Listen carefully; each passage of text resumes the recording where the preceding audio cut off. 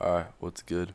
Today, we're talking about something really interesting that happened today that Sean O'Malley and Jake Paul have been going back and forth about, and that is them fighting and saving the UFC three card.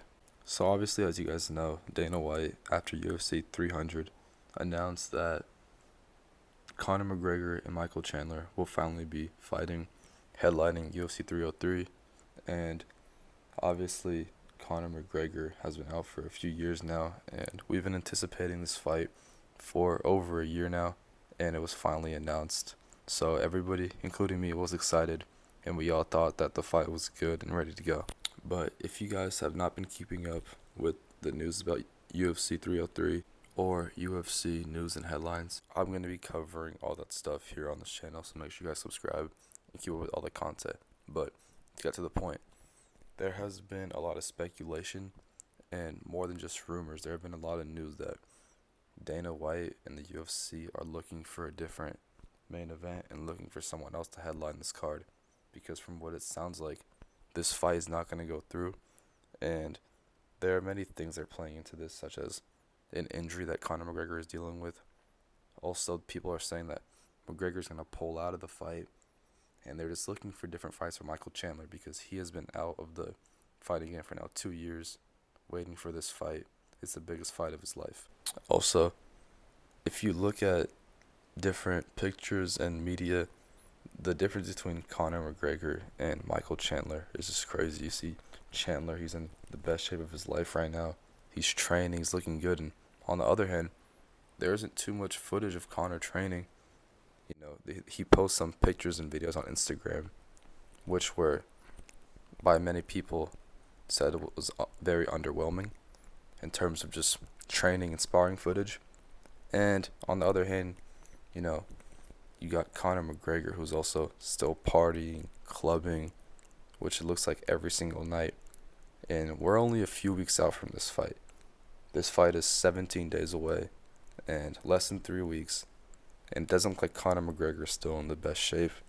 And I just don't think it makes sense for him to even take this fight at this point. And it just won't look good for his legacy. So yeah, he's also been coked up, as you guys can see from that interview after he did that movie. And it's just not looking too good for Conor right now. He doesn't look like he's in the right headspace to fight. He doesn't look like he's in the right physical shape to fight. He's still drinking, so. But that's besides the point. Let's stop talking about McGregor versus Chandler, and let's start talking about Jake Paul versus Sean O'Malley. Now, Jake Paul has said that he wants to start training MMA. He wants a UFC fight. He's been saying that. He's 185. He usually fights at Sean O'Malley's 135. So, just off the bat, there's a 50-pound difference. So, that doesn't really make sense. Second of all, this fight would not be entertaining at all. I doubt Jake Paul would be let into the UFC by Dana White. So from what I was hearing, it would be a PFL versus UFC kind of combination partnership, which doesn't really make too much sense to me, and this would just all be for money. You have some of the two biggest names in fighting right now, but in terms of an actual fight, in terms of fighting, stylistically, this would just not be good for Jake Paul. This would not turn out good. Obviously, Sean O'Malley is not a big grappler himself. Obviously, he has very good jiu-jitsu, he just never uses it. And I'm sure O'Malley would submit Jake Paul in the first round, and this fight would not be close at all. So yeah, if this was to happen, I have Sean O'Malley by knockout, probably by leg kicks. He would chop Jake Paul's leg off and then probably submit him with the rear naked choke or something like that. So yeah, if I was Jake Paul, I would back off and not want to fight UFC. Just stick to boxing and stick to fighting, retired fighters. But yeah, that's pretty much it for this video. There's not too much else or too much more information on this. Jake Paul just talks a lot. So does Sean O'Malley too, but let me know what you guys think of this below. Will Conor McGregor still fight Michael Chandler at UFC 303?